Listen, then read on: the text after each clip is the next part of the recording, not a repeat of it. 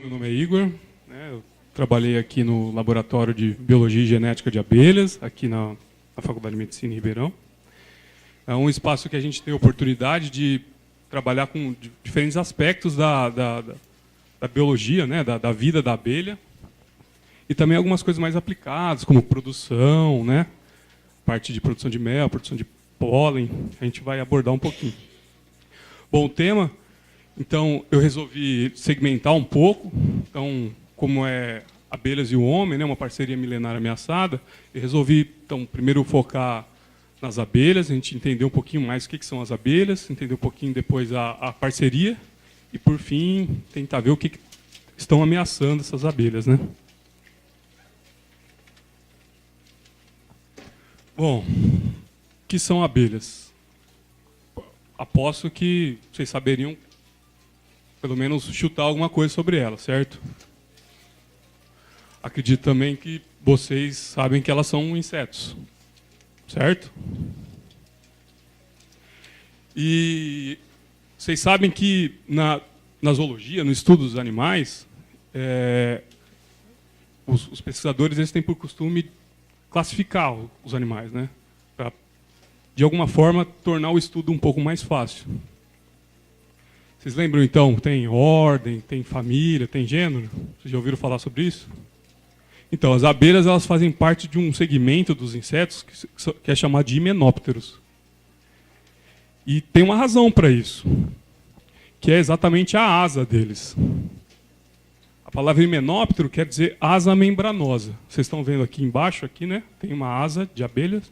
Na verdade, é um par de asas, né? Ela tem, na verdade, 2 pares de asas. Desculpa. E essa parte mais escura, então, né? Ela é mais rígida, né? Ela serve de sustentação para a asa, mas toda essa parte amarela aqui, ela é uma membrana. Por isso, então, que elas são, esse grupo de insetos é chamado de asas membranosas ou himenópteros. Nesse grupo também tem outros insetos que são próximos das abelhas, por exemplo, as formigas e as vespas. Bom, as abelhas, como outros insetos também, têm o corpo dividido em cabeça, tórax e abdômen. Vocês já ouviram falar sobre isso? O abdômen das abelhas, assim como de outros himenópteros, ele é ligado com o tórax por um segmento bem fininho, que forma o que muitas vezes o pessoal chama de cintura de vespa. Eu vou ilustrar um pouco melhor depois para vocês. Essa parte é interessante. Essa talvez, eu não sei se vocês saibam. Se vocês sabem, mas vão ter oportunidade aqui então de saber essa curiosidade. Vocês sabem como o ferrão das abelhas foi, ou todos os himenópteros foi formado durante a evolução? Na verdade, ele é uma estrutura modificada. Durante milhões de anos, um ovipositor... O que é o ovipositor? É uma estrutura que ajuda a fêmea a colocar o ovo. Ele foi sendo modificado durante muitos anos e ele se tornou uma estrutura de defesa. Então, o que a gente pode esperar dos himenópteros?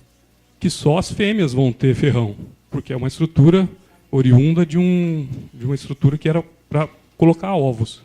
E quem coloca ovos nas espécies de inseto, geralmente é as fêmeas. Então, se vocês se depararem com uma abelha e ela tiver ferrão, vocês saibam que é uma fêmea. Bom, nós temos 3 insetos aí. Vocês saberiam me falar quantas abelhas tem aí na imagem? 1, 2. Na verdade, tem uma só. Eu sei que é difícil, elas são parecidas. Aí tem uma abelha, uma vespa e uma formiga. Mas eu vou dar algumas dicas para vocês. Vou ajudar vocês a identificarem melhor as abelhas. Qual que vocês acham que é, então, a abelha? Exatamente. Essa é a Apis mellifera. É o nome científico da tão famosa abelha africanizada, ou abelha Europa, que muita gente ouviu falar. Essa é a abelha mais espalhada pelo mundo, ela é cosmopolita, está em todo lugar. E a abelha principal que é usada para a produção de mel. Bom, então partimos para as dicas agora, né? Aqui, o que vocês chutam que é aqui no meio? É uma formiga. E depois? Exatamente. Bom, 2 dicas agora para identificar as abelhas. Primeiro, as abelhas têm umas estruturas aqui no corpo que parecem pelos. Depois, mais para frente, nessa apresentação, vocês vão entender por quê. Então, geralmente, as abelhas são mais peludas que os outros 2 insetos. Outra coisa interessante é o jeito que a abelha quando ela está em repouso, o jeito que ela fecha a asa. Em repouso, ela tende a dobrar uma asa sobre a outra.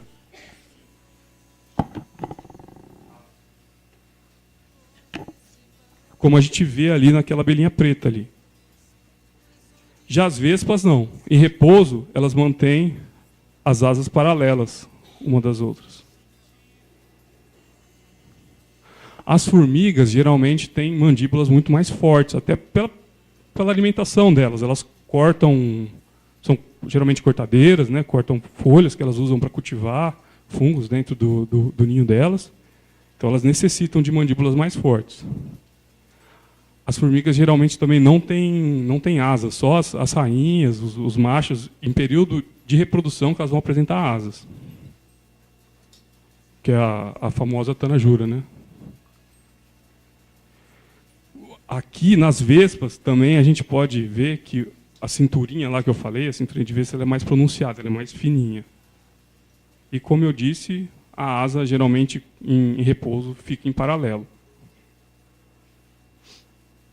Bom, falando mais então sobre o corpo, né, das abelhas, como eu perguntei, vocês falaram que já estão familiarizados, né, com essa divisão, cabeça, tórax e abdômen.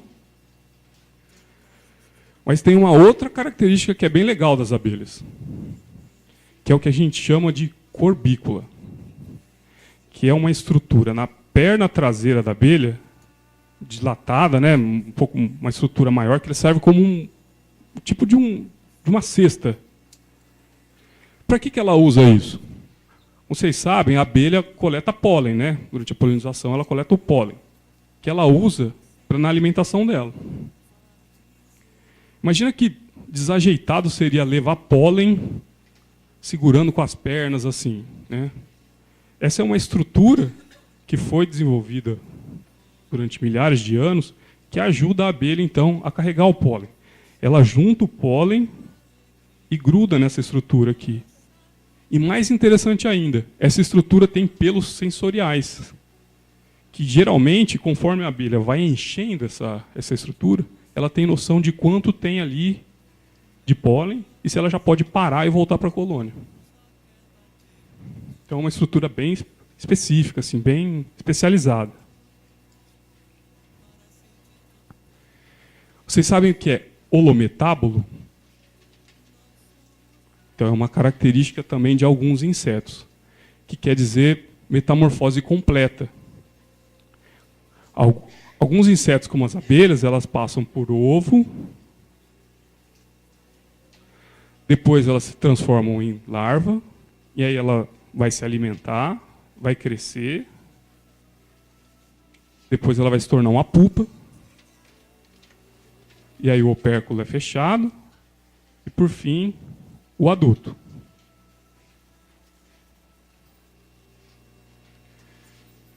Organização social, então. O que a gente pensa assim? Primeira coisa que vem quando eu falo abelha, em relação ao ninho de abelha, o que vocês pensam? É algo grande, pequeno, com pouca, com muita abelha? Pois é, muitas abelhas formam colônias, realmente. Mas eu posso falar para vocês que um número grande de espécies são solitárias. Então, o que a gente tem nas abelhas solitárias? Como que funciona a vida dessas abelhas? Elas têm uma característica, né, peculiar, que as mães e os filhos eles não se conhecem. Então, uma abelha solitária, uma fêmea, por exemplo, ela vai acasá-la com um macho, depois que ela acasalou, ela vai achar um buraco, uma toca, que ela vai fazer o ninho dela, ela vai colocar o ovo lá, e depois ela vai começar o que a gente chama de provisionar, né? Ela vai procurar alimento, então pólen, e vai estocar lá dentro daquele buraco, daquela toca. Porque aí, quando o ovo, quando a larva nascer ali, ela vai se alimentar sozinha do que ela colocou ali dentro, de alimento, do que ele pólen e tudo mais. Ela vai se desenvolver sozinha e vai sair. E ela nunca vai encontrar a mãe. Então essa é a dinâmica da vida de uma abelha solitária. Agora, nas abelhas sociais, talvez vocês estejam mais familiarizados com isso. As mães convivem quase que a vida toda com os filhos, né? Então, é aí que a gente tem esses indivíduos aqui, né? Que é a operária, a rainha e o zangão. O que vocês chutam assim? O que vocês acham que, ou vocês já saibam, que diferencia as operárias das rainhas e os zangões também?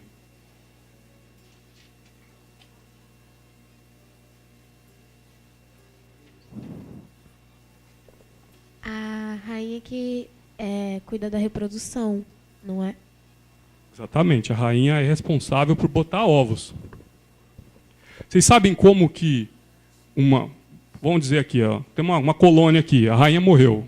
Como é que faz uma nova rainha? Como que funciona? Alguém sabe? Alguém já ouviu falar alguma coisa sobre isso? Alguém quer chutar? Bom, então é assim. Vai chutar?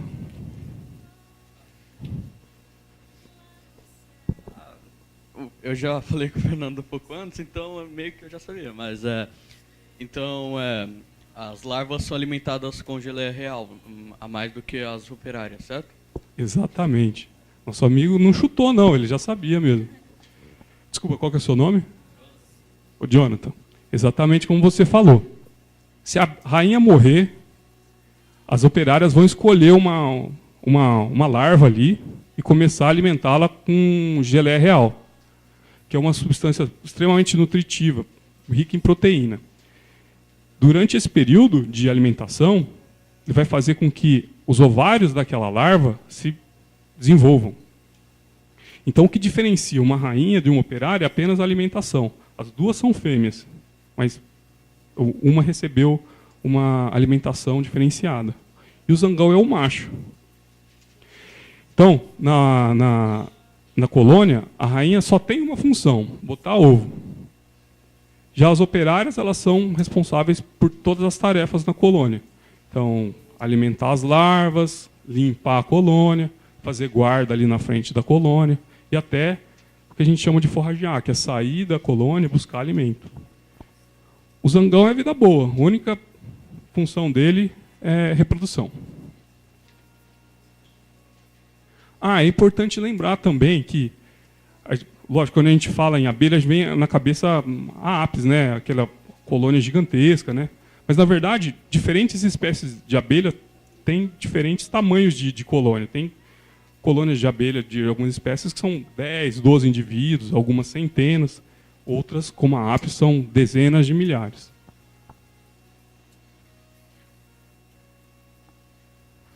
Bom, ainda falando então da diversidade, como vocês viram, então tem abelhas sociais, essa então é a rainha e aqui as operárias. Tem outras abelhas solitárias. E tem a abelha com ferrão e sem ferrão. Na verdade, essas abelhas são chamadas sem ferrão, elas têm um ferrão muito pequeno, muito subdesenvolvido assim, e que ele não funciona como defesa, ela não vai conseguir te ferroar. Mas existe, né? E geralmente as abelhas nativas do Brasil, uma boa parte delas, são sem ferrão.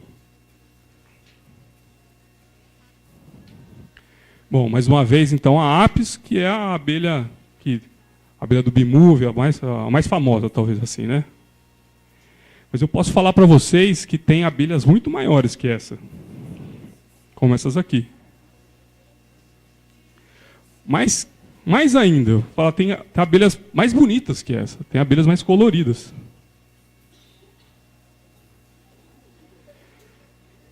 E também existem abelhas muito menores que essa. Alguém sabe qual que é essa aqui? Principalmente o pessoal aí de Luiz Antônio. Exatamente, já está aí. que é tão famosa, Jataí, que lá em Luiz Antônio tem até uma reserva lá, né? A reserva de Jataí, famosa também. Bom, isso tudo é para falar que a diversidade de abelhas é bem grande. Só no Brasil já estão descritas mais de 400 espécies. Essas aqui são algumas delas, ou gêneros de algumas delas, mas a diversidade é muito grande. Então a gente tem que ter em mente que a abelha não é só ápis, né? Tem centenas delas, só aqui. Bom, agora que a gente já falou sobre o que são as abelhas, nós já, né, discutimos aqui algumas características. Agora, então, nós vamos falar da relação com o homem. Essas figuras aqui são reproduções do que alguns historiadores, especialistas, encontraram em pinturas de cavernas. Eles datam mais ou menos de 12 mil anos. Aqui a gente pode ver que é o homem subindo na árvore, tentando coletar o que talvez seja um enxame, ou cortar o mel aqui, né? Mesma coisa aqui, ou atacando alguma coisa que seria a colônia aqui. Nessa época, provavelmente, a relação era muito mais extrativista, né? Então, o homem só ia lá, pegava o que interessava e ia embora. Mesmo na Idade Antiga, então, Mesopotâmia, Egito, né? A gente também tem registros do uso das abelhas, assim, mas aí muito mais dos produtos dela, o que indica que talvez a proximidade com o homem é um pouco maior. Então, o mel no Egito, na Mesopotâmia, vocês chegaram, vocês já estudaram Egito e Mesopotâmia? Então, o mel era usado como alimento, mas também como remédio. Naquela época, vocês têm que concordar que não tinha indústria farmacêutica, né? Era muito mais difícil ter acesso a remédio. Então, as pessoas tinham que se virar com o que tinha ali na natureza. Vocês já também ouviram falar sobre múmia, certo? O que é uma múmia? Alguém se habilita aí? Como é que é?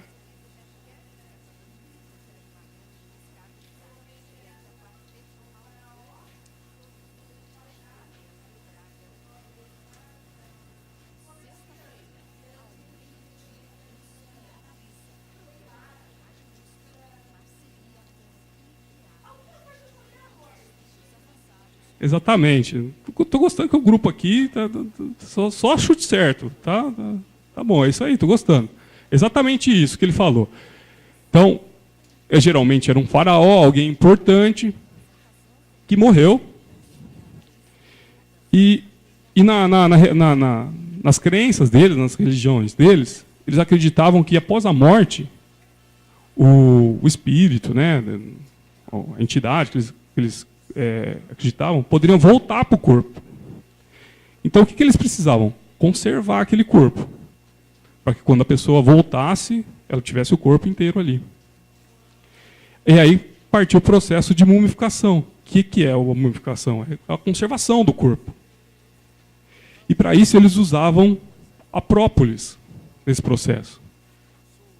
E o que é a própolis? A própolis é uma resina com cera que tem várias características, né, propriedades microbianas.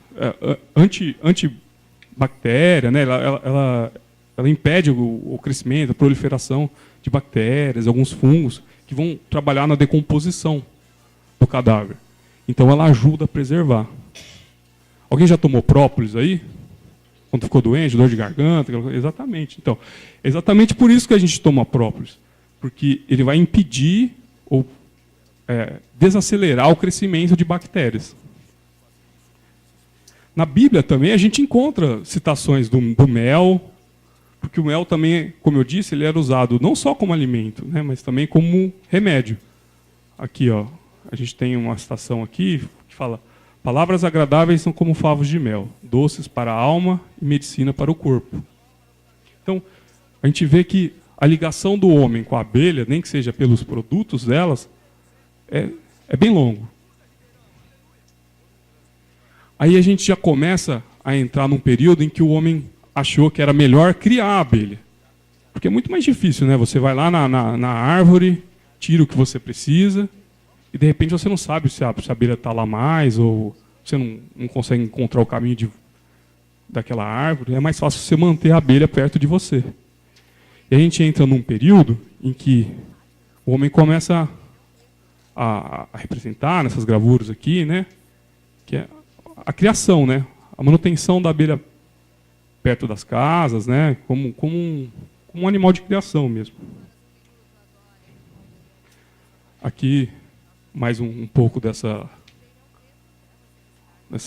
desse tipo de ilustração. Aqui a gente tem uma história interessante. Alguém saberia de onde surgiu a palavra, a expressão, né, lua de mel? Então, tem alguns historiadores que dizem que essa palavra está relacionada de fato com o mel. Que assim, no norte da Europa, né, países nórdicos, muito frios, quando o casal casava, os recém-casados, eles recebiam uma bebida, não sei se você já ouviu falar, chama hidromel. É como se fosse é um fermentado de mel, água e fermento, né, obviamente. E é alcoólico, e é doce também, né? E por ser doce, eles falam que dá energia. E então esse era um presente dos pais, assim, dos nobres, para o casal recém-casado. E aí surgiu essa expressão lua de mel. Tem gente que de fato comprova, que fala que isso é verdadeiro. Tem gente que põe em dúvida um pouco, mas alguns historiadores de fato falam da origem da lua de mel como uma referência a uma bebida feita de mel mesmo. Bom, e aí então, com o aumento, né, dos conhecimentos, né, a abelha ficou muito tempo próximo do homem, então aí a gente desenvolveu uma evolução nas técnicas de criação, né, até chegar na criação racional, que a gente chama, né, que é essas caixas removíveis, né, com favos removíveis, onde que a abelha deposita o mel e aí fica mais fácil de processar e tudo mais. Bom, a gente viu então, primeiro, algumas informações sobre as abelhas. Aí depois a gente estudou agora como foi essa relação com o homem no passado. Aí como é que está hoje, né? Bom, hoje eu posso falar para vocês que a abelha de fato se tornou uma indústria mesmo. Ela tem valor econômico muito importante. As estimativas, as últimas, assim, falam que 10% de tudo que é produzido economicamente, assim, de todo o valor da economia mundial, da agricultura mundial, tem alguma relação com a abelha. E isso daria algo em torno de 500 bilhões de reais por ano. Outra coisa interessante, 70% das espécies vegetais que a gente come dependem de alguma forma de polinização. E os principais polinizadores são as abelhas. Daí a gente já consegue entender mais ou menos o porquê do valor das abelhas nessa questão. No Brasil, hoje a gente tem cerca de 300 mil criadores, 3 milhões de colmeias, um faturamento aí de 500 milhões por ano. Dá para perceber, então, que a indústria já está engajada ali com os polinizadores, né? Bom, falar então também sobre os produtos que as abelhas podem oferecer para a gente, né? O mel, talvez o mais famoso, né?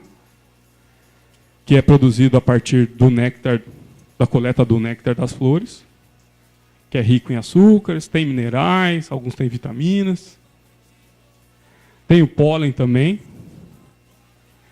que ele contém ali na verdade ele é produzido na planta ali, porque ele contém ali o gameta masculino da planta, mas parte disso a abelha se alimenta também, né? Ele é muito rico em proteínas, lipídios benéficos, minerais, vitaminas. Tudo isso a gente pode encontrar para comprar, para se alimentar disso. Tem a cera também. Vocês sabem Para que usa cera de abelha? Alguém quer chutar alguma coisa? Cera de abelha, na verdade a cera foi o que trouxe as abelhas, a abelha melífera para o Brasil. Antigamente, quando os portugueses vieram, os padres precisavam fazer velas. A principal matéria-prima para isso é a cera de abelha, era a cera de abelha. Então, no início da colonização, eles trouxeram as abelhas justamente para esse fim. Então, pode ser usada para vela, mulherada que depila também, geralmente usa. A geleia real, que nosso amigo Jonathan lá me lembrou, que é um alimento super proteico, nutritivo, que é usado, então, para as larvas se tornarem rainhas. E o própolis também, que a gente acabou de falar, que é uma mistura, então, de substâncias ali que a abelha vai coletar na planta, ela mistura com cera, mas a principal função disso aí, da própolis na colônia, é tapar buraco. Tapar as frestas na colônia. Porque dentro da colônia é muito calor. Elas precisam de calor, elas precisam de 34 graus Celsius dentro da colônia, o tempo inteiro, para que as larvas possam se desenvolver bem. E aí então é importante vedar esses buraquinhos para que o calor fique concentrado lá. E como eu disse, também tem ação, né, que tem uma ação que a própria possibilita que as bactérias diminuam o crescimento ou morram mesmo, né? Então as abelhas também usam para isso.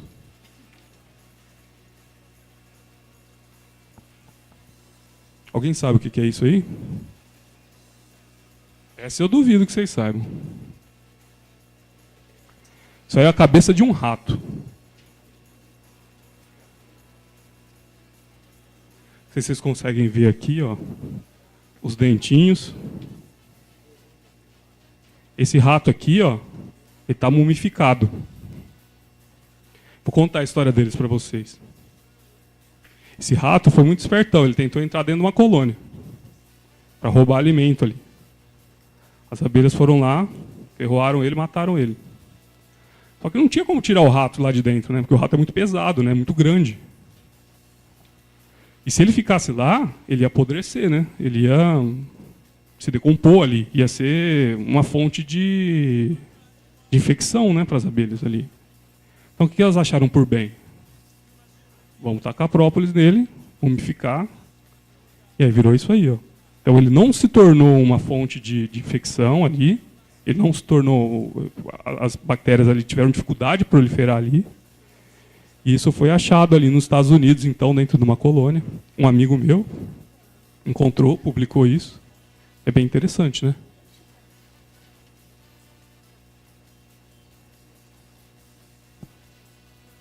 Bom, então, por fim, a polinização.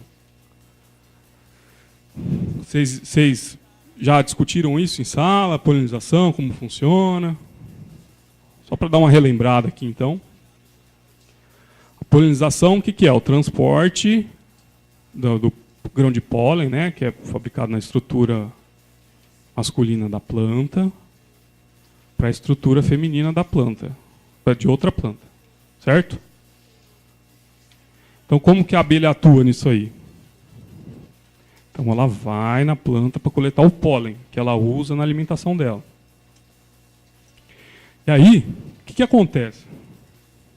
Ela se suja inteira de pólen.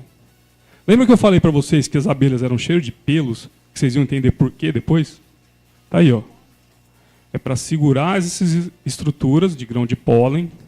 Depois a abelha ela vai se limpar toda, juntar o pólen aonde mesmo? Aquela estrutura lá na corbícula, exatamente. Só que ela vai continuar suja. Alguns grãos de pólen vão sobrar. E uma planta só não dá pólen suficiente para ela já voltar para a colônia. Ela precisa ir em outra. Ela precisa ir em outra flor. Ela vai em outra flor. E aí, algum desses grãos de pólen que continuam nela entra em contato com a estrutura feminina e fecunda a planta com material genético de outra.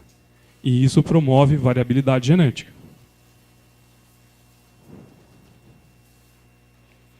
Qual que é a importância ecológica e econômica disso? Bom, acho que econômica, vocês vão entender um pouquinho depois, logo mais. Mas eu já posso adiantar que envolve muito dinheiro nisso. E ecológica?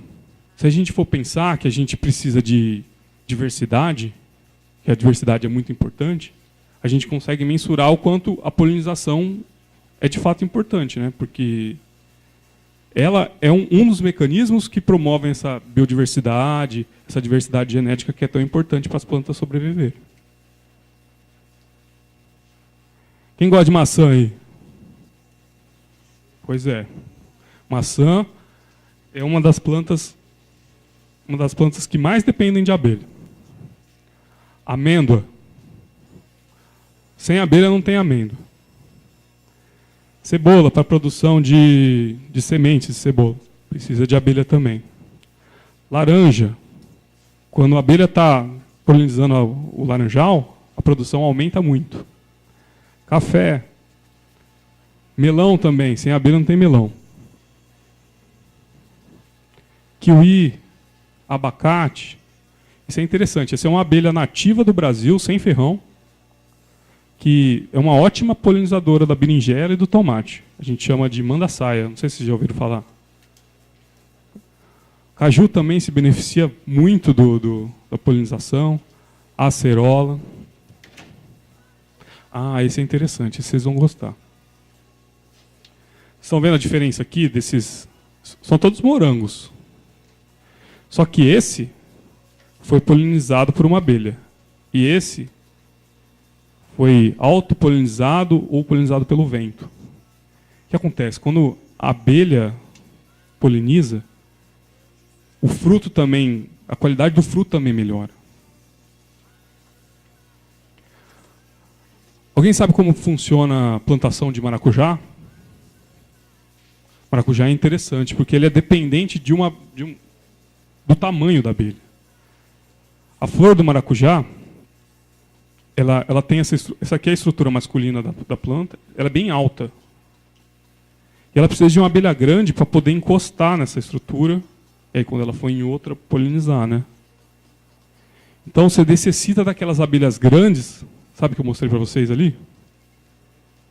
Para fazer a polinização.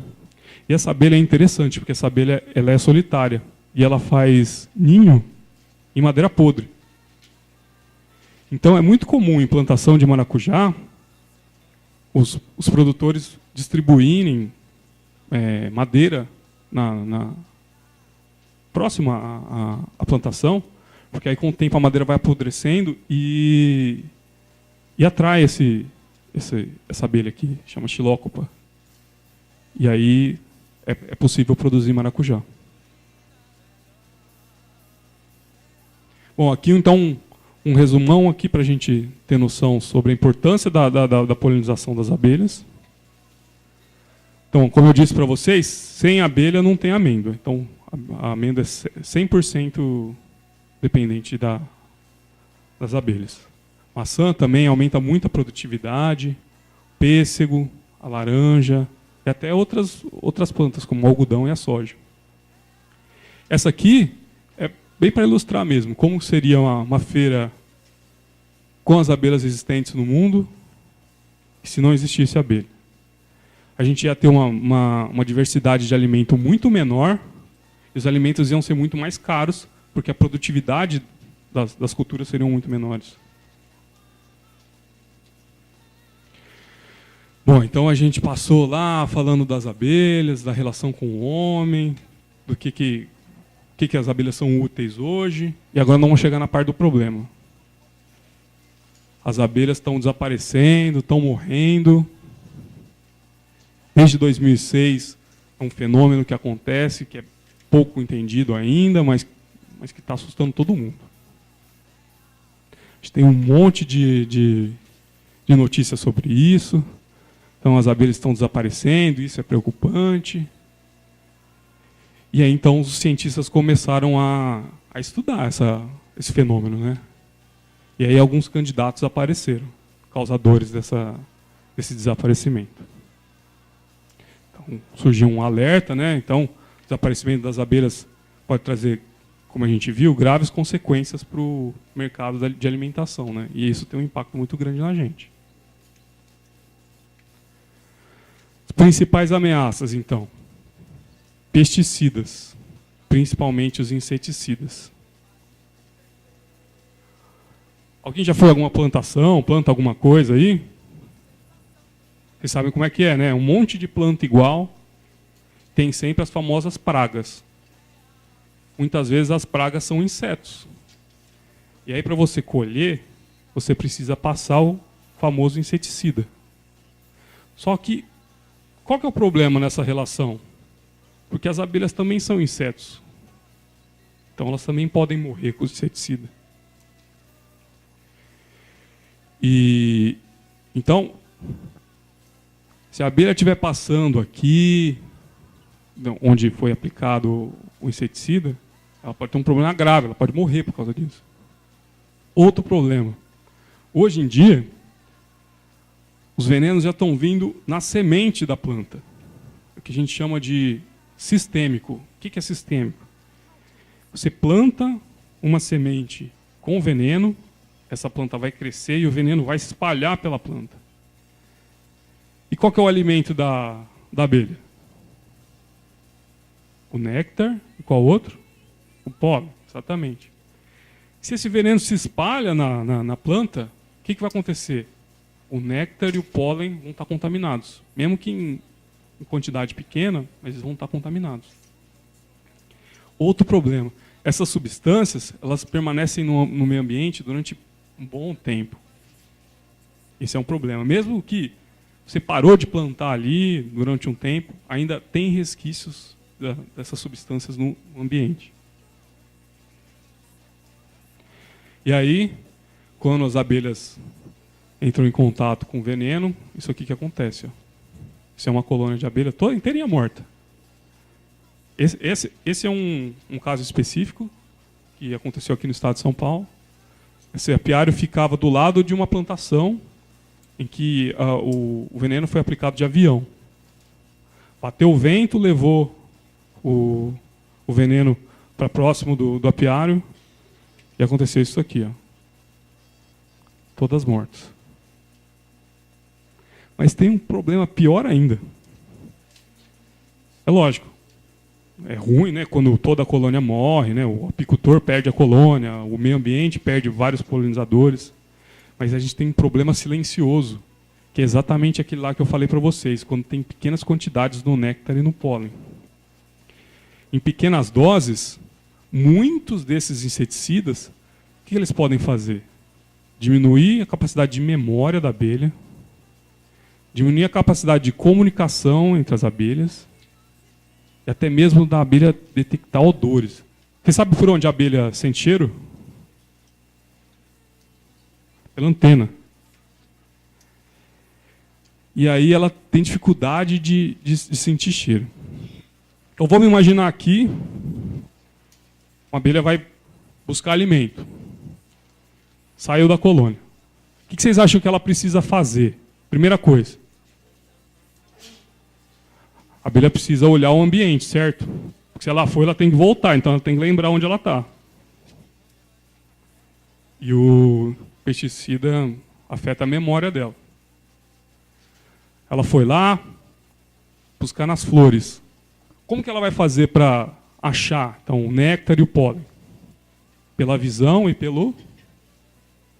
Exatamente. E o inseticida pode causar diminuição da sensibilidade dela por odores. Quando ela voltar com o néctar, com o pólen, ela precisa avisar para as outras onde está. Porque uma abelha só não dá conta de alimentar uma colônia toda. E é nesse processo também que existe uma interrupção da comunicação, pelo menos uma dificuldade de se comunicar. E aí pode acontecer da colônia colapsar mesmo, se muitas operárias forem contaminadas. Outro problema silencioso dessas pequenas doses é que o sistema imunológico da abelha pode ficar debilitado. Então, o sistema natural de defesa dela pode ficar atrapalhado. Aqui só mostrando, né? Então, o inseticida da abelha pode ficar meio perdidona, né? Agora eu vou mostrar uma coisa bem interessante para vocês. Quem já viu carrapato de abelha? Pois é. Nem as abelhas estão livres dos carrapatos. Esse bichinho aqui, ó, ele suga o sangue da abelha, que a gente chama de hemolinfa, e ele é capaz de transmitir várias doenças virais. Vários agentes patológicos. Se a abelha estiver bem de saúde, tá ok. O duro é quando ela está em contato com o pesticida, o sistema imunológico dela não está legal, e aí vem esse bichinho chama varroa. Vem a varroa aqui, transmite o vírus para ela, e aí isso vai se espalhar dentro da colônia também. Bom, tem os pesticidas, mas também tem a questão da destruição do habitat das abelhas, né? Quem ouviu falar aí acho que foi essa semana ainda, que teve um caso de gente ferroada por abelha aqui na Avenida do Café. Não sei se vocês viram na IPTV, passou um negócio assim. Pois é. Se você pensar, a cidade está crescendo, né? Na direção das florestas, né? Então, tem muito desmatamento. O que acontece? As abelhas têm que fazer os ninhos dela dentro da cidade. E aí acarreta esses problemas. Então, o desmatamento é extremamente importante, né, nesse fenômeno, né, de desaparecimento das abelhas. Porque o que a abelha se alimenta? Ela depende da flor, né, do néctar, do pólen. Outro problema é as monoculturas, né? Grandes extensões plantadas com uma planta só. Por mais que essa planta tenha flor, tenha pólen, tenha néctar, é como a gente. A gente precisa se alimentar de vários alimentos, não de um só. Porque um só não vai conseguir satisfazer nossas necessidades nutricionais, né? Mesma coisa acontece com as abelhas. Então, a destruição dos hábitats, né, o desmatamento e o avanço das monoculturas estão envolvidas nesse problema do desaparecimento da morte das abelhas também. Bom, agora vocês já viram, então, quais são os problemas. O que vocês podem fazer para ajudar? Eu vou falar que vocês já estão fazendo bastante, vocês já estão vendo essa palestra, vocês já estão se informando. E a informação é uma coisa muito importante para a gente. A gente precisa saber que o problema existe para poder tomar alguma atitude. Então, a gente tem aqui na internet diversas iniciativas que tentam tratar desse problema. Esse aqui é uma iniciativa muito legal, chama Sem Abelhas, Sem Alimento. É uma campanha que foi encabeçada aqui por um professor aposentado aqui da USP, muito interessante. Lá vocês vão encontrar diversas informações, diversas notícias sobre o assunto. Mas quem é fã de Facebook aqui também vai achar outras como essa, o SOS Abelha Sem Ferrão, que é uma iniciativa que tenta resgatar abelhas e tudo mais. Essa aqui busca estudos, então informação, tem até tem um nome interessante, Bee Brothers Brasil. Ó. Tudo isso você encontra no Facebook. Que é importante, né? Informação é importante, a gente dissemine essa informação, que mais pessoas saibam desse problema. Vocês podem também criar abelha. E aí, se vocês quiserem, vocês podem participar de um curso que também é oferecido aqui na USP. Ele é totalmente gratuito. Quem tiver, a gente ensina, então, um pouco mais sobre as abelhas, abelhas sem ferrão. Então, dá para mexer nas abelhas, aprende a criar, tudo isso. Quem tiver interessado pode mandar e-mail para esse endereço aqui. E é aberto para todas as idades. Então, pai, mãe, tio, prima, fica à vontade. Por fim, a gente pode, então, criar locais de nidificação, igual eu disse para vocês, aquela história da abelha solitária, né, que ela usa então buraquinhos, né? Então muita gente faz essas estruturas aqui para propiciar que as abelhas façam um ninho. A gente pode plantar então vegetais que tenham flores, que ofereçam néctar, pólen. e a gente também tem que ficar atento. E aí, por isso que é importante que a gente saiba do problema. Que a gente tem que tentar diminuir o desmatamento e fiscalizar, principalmente, o uso de pesticidas. É isso que a gente tem que fazer. Uma abelha infectada, quando ela vai na colmeia, sem as outras ter contato com pesticida, essa infectada pode infectar as outras também? Interessante essa pergunta. Na verdade, sim. Por exemplo, se o néctar for infectado, for contaminado, né? Porque as abelhas têm um comportamento bem interessante, que elas passam de boca em boca o néctar para... Então, uma abelha chega, ela pode depositar na boca da outra o néctar e isso passar entre outras, entendeu? E contaminando.